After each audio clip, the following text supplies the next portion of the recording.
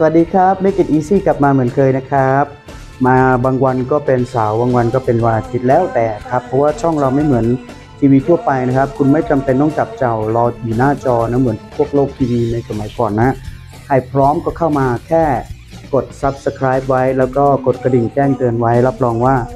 อัพเมื่อไหร่คุณก็รู้ครับแล้วคุณว่างเมื่อไหร่ก็เข้ามาดูครับเหมาะมากนะฮะเวลาที่คุณช่วงเย็นๆนะมีเวลาว่างสักประมาณ5นาที10นาทีเข้ามาดูเผื่อคุณจะได้ไอเดียในการทำอาหารสุริยาทำงานบ้านนะครับก็จะบอกแต่ละท่านว่าจริงๆแล้วไม่ได้บ่งบอกหรอกครับว่ามันจะต้องเป็นเพศชายทำหรือว่าเป็นเพศหญิงทำไปอยู่ร่วมกันก็ต้องช่วยกันทำทั้งหมดนั่นแหละฮะทีนี้ก็วันนี้ก็ไม่ได้มาพูดถึงเรื่องของการซักผ้าหรือว่าอะไรนะแต่ว่าจะทำอาหารไปดูแล้วฮะว่าในตู้เย็นเราเหลืออะไรบ้างก็มีบรอกโคลีเก่าเหลืออยู่คราวก่อนนี้ได้ดูไปแล้วใช่ไหมฮะเป็นบรอกโคลีผัดกับไข่หรือทอดกับไข่เนี่ยนะฮะแต่ตอนนี้จะเป็นผัดบรอกโคลีโดยตรงแต่มีรสชาติออกเผ็ดๆหน่อยๆไปดูวิธีทำเลยครับ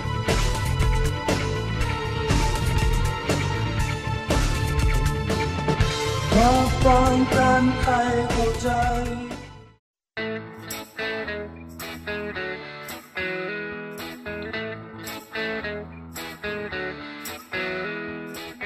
ก็เริ่มต้นก็ต้องเอาบรอกโคลีนะฮะไปหั่นซะก่อนแล้วก็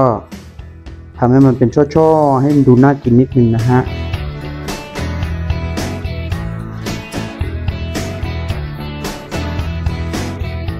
ล้างน้ำแล้วก็ต่อไปเราก็จะมีเต้าหู้นะครับเต้าหู้หั่น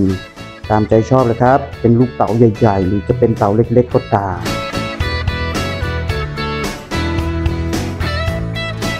แล้วก็เอาเต้าหู้ไปทอดครับผมไปทอดน้ำมันนะฮะให้มันมีความตึงๆตัวรอบๆนอกหน่อยนะฮะแล้วก็กลิ่นก็จะหอมขึ้นด้วยนี่พอทอดเสร็จนะครับเราก็พักไว้ก่อนแล้วเราก็เอาบรอกโคลีเนี่ยครับมาวิป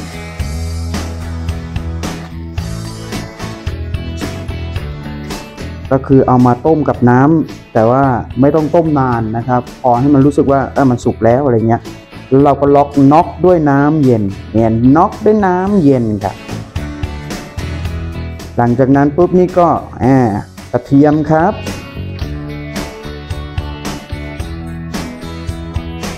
แล้วก็พริกแห้งนะครับผมแล้วเรามาผัด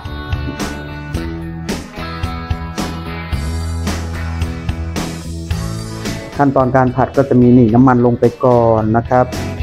เอากระเทียมกับพริกแห้งนะครับผัดลงไปในกระทะเลยหลังจากนั้นเราก็หย่อนเต้าหู้เลยครับที่เราพักเอาไว้นะครับผัดให้เข้ากันครับเติมอะไรครับเติมอะไรก่อนซีอิ๊วขาวครับ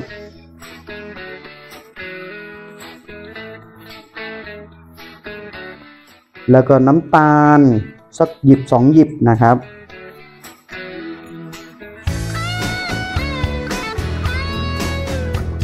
แล้วก็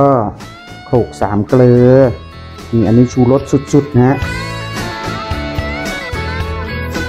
แล้วก็ผัดให้เข้ากันแล้วก็เรียบร้อยเสิร์ฟได้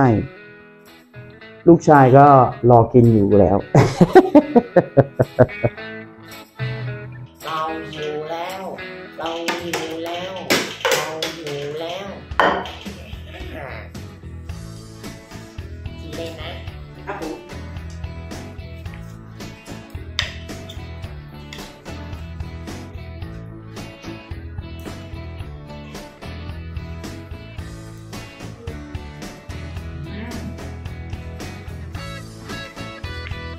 อร่อยอ่ะเราดูกันบรอกโคลีก็หอมอร่อย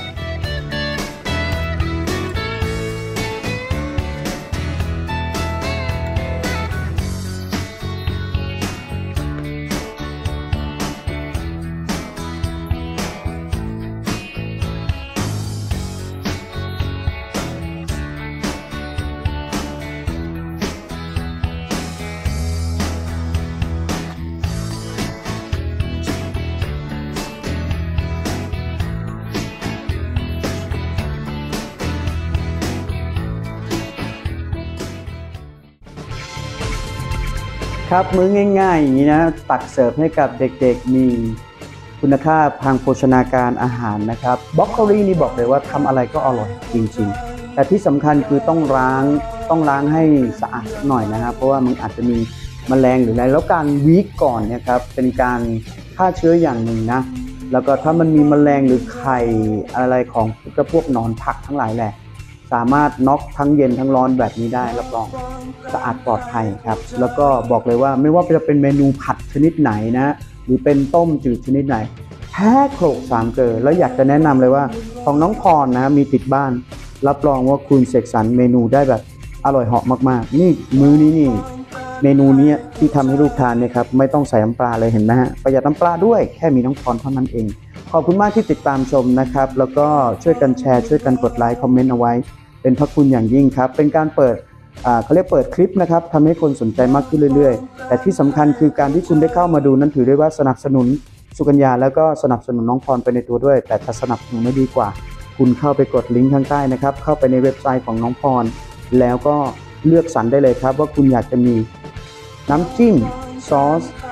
หรือน้ำมะขามใดๆก็ตามที่อยู่ในหน้าเว็บเพจของเขานะครับสั่งซื้อออนไลน์ได้เลยขอบคุณมากพระเจ้าอวยพรทุกท่านครับ ฟังเรื่องราว